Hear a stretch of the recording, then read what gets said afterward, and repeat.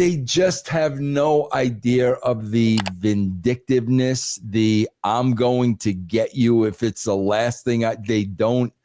That's his mindset, bro. That's the guy that he is. And unless you really know him, this stuff sounds crazy.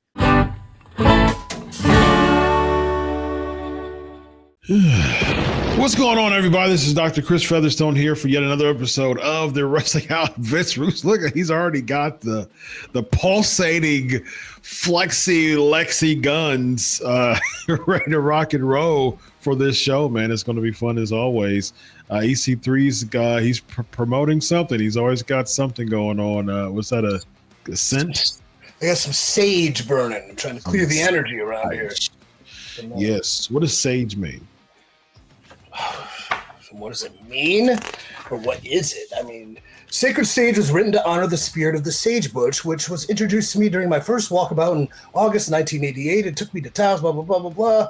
I found myself harvesting sage. It's hippie stuff, whatever. Got it. Yeah. I thought sage means like a wise man. It does. It does. There's this podcast I really like called Founders.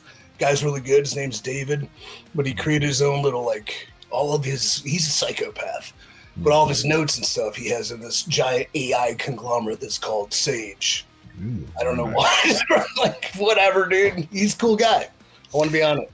Yeah, if someone says, "Man, you are very sagacious," it means you're full of wisdom. Yes, you're sagacious. Yes. You did something today. Yes, indeed. All right, let's talk about Vince McMahon starting a new company called 14th and I believe. Oh, it's focused on. He was taken, I guess. Yeah. It's focused on sports, media, and entertainment. It will be led by Brad Bloom. So 14th and I is where his dad's office was first when it was Capital Wrestling. That's where the office was. That's cool. I heard about that story, but I didn't know the I part. I didn't know what the I meant in that. I think it was the crossroad. Really, I is a as an I. Yeah. Hey, Vince. How do you spell I cup? I cup. Yeah. How do you spell it, Vince? ICUP.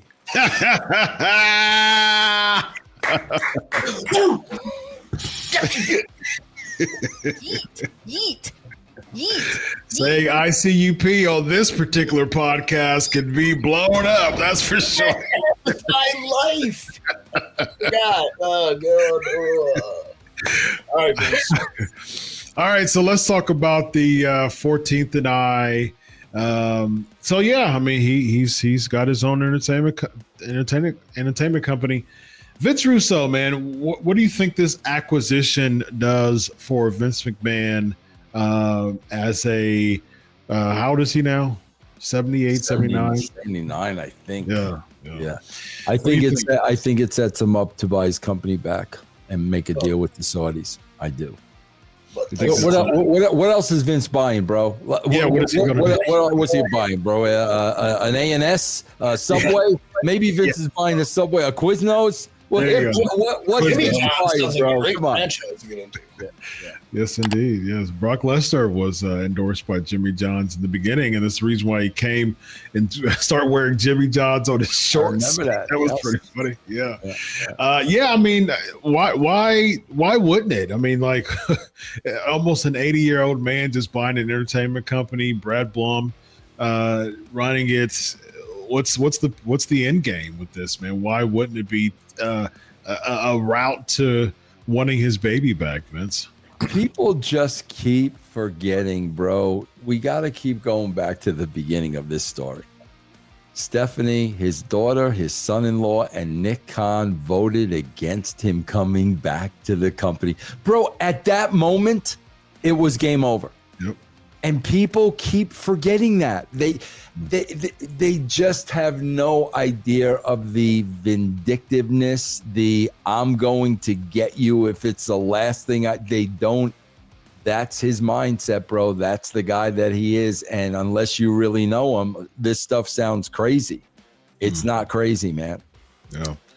EC3, you would know firsthand that that would be, along with Vince Russo, you would know that is a type of mind that Vince McMahon would have, EC3. I mean, not from personal experience. I was, like as far as being crazy. Oh, crazy for sure. But as far as vendettas and vindictive, I mean, maybe when my book comes out, I'll have a whole different story. Actually, I talk great about him. But Nice. Yeah, what is left to do in life? I'm tired, so I have no idea how he has this energy to concoct a gigantic, awesomely vindictive revenge against those closest to him. But then again, Vince is definitely wired differently than just about any human being who's ever lived and breathed. So, like the Big E meme from back in the day, I'll just have my low-carb popcorn and let's go, But, and bro, it's funny. We saw signs of this, Chris, because do people forget? Remember when the federal government went after him? And remember when he beat them on the steroids? How many times did he bring that up? Buying WCW. How many times did he? There's a track record of what the dude has done, and people just want to kind of. I don't know if people write it off because bro, he's 79 years old. Chris, you're a psychologist. People don't change, bro. The very core of who you are is not going to change, man. You can channel it differently, but that is the core of who you are. Yes. Right. Do you think he finishes the job full circle, gets it back? Do you think he steps back in to run it for a while, or do you think he's just like? I think Shano takes over. Okay. Yep. That's what I think personally. I think he's gonna fire all the people that has to do with all things WWE right now. He's just going to flip the table over. He needs a new top guy. I know. Yeah, there you go. He's top 1% over there, man. Absolutely. That worked good. What do you think, Vince? Do you think he's going to clean house if he were to get WWE? God. Bro, but I would tell you this, bro, honestly, I don't think he would knight Shane until he knew his health was failing. When something happens where he knows, okay, then he would do it. I don't think he would do it beforehand. But do you think that he would be kind of prepping Shane to be the heir apparent? Because Triple H had that type of role for a while, which is why Triple H and Shane butt heads for so long. Yeah. But bro, who really knew what Vince was teaching Triple H and what he wasn't? Yeah, you know what I'm saying? Vince may have been teaching Triple H what he wanted to teach Triple H. You know what I'm saying, bro? Sure. Yeah. I mean, who would be kind of there as like an assistant or vice? Do you think Triple H will still be there in that role, or do you think he'll bring back Shane? God, no. Bro, he still has Deuce, man. He still got his boy Deuce there, man. Deuce is going to be loyal to the end, man. Deuce. But who's going to take over though? Like if Vince McMahon were to, unfortunately, I mean, he's almost 80 years old, so right. That's what I'm saying though, bro. If he knew his health was failing, he would really start teaching Shane. Then he'll bring he'll groom Shane. I feel like Vince Russo. We predicted this, or you, because you're a genius. Yeah. Like a year ago, like around Christmas time. I feel like. Because I remember seeing some bizarre scenario of like the Christmas holidays and he's sitting by a fire and turns a chair. But you called this a while ago. And remember, Chris, that Vince is being sued now by some of the shareholders who are stating he didn't sell to the highest bidder. There were companies offering more money that would have meant more money to them. Well, if you're going to sell your company, why aren't you going to sell to the highest bidder unless there is some type of agreement or shenanigans? Or, I mean, that's what I'm saying. People don't want to, bro. You know what it is in wrestling, Chris? Like, because with part of what you do now, I find with these dirt sheets and everything, if they don't know the answers, it's not true. Everybody else reporting on that is an idiot because they don't know the answers. And in this case, they don't know the answer, bro. They don't have a clue. Yeah. Somehow everybody, all roads lead to the dirt sheets. Everybody has to report everything. You know what I mean? It's like, that's just not how things go. I mean, like even from an NFL standpoint, an NBA standpoint, not everybody knows all the insiders that are a part of, the sport, and stuff come out to certain different people, man. So yeah. EC3. I just had a real brief thought, like based on, there's like this sort of like, not vindictiveness, but like loathing when the dirt sheets don't know.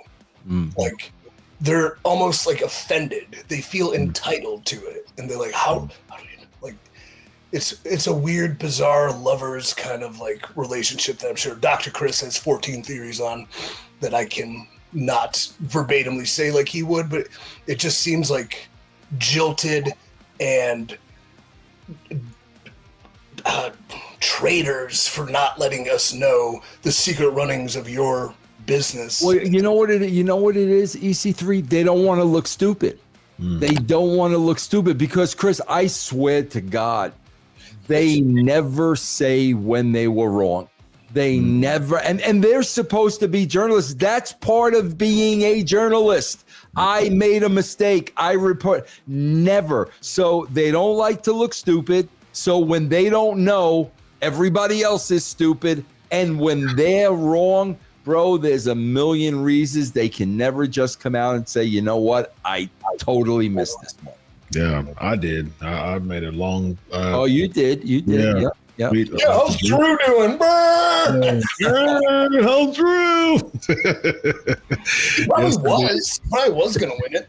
I mean, Triple H said there was a memo going around, backstage that he was going to win, and I heard from somebody backstage that he was going to win, so they got the memo that he was going to win. So he said Triple H said he wanted to smack somebody.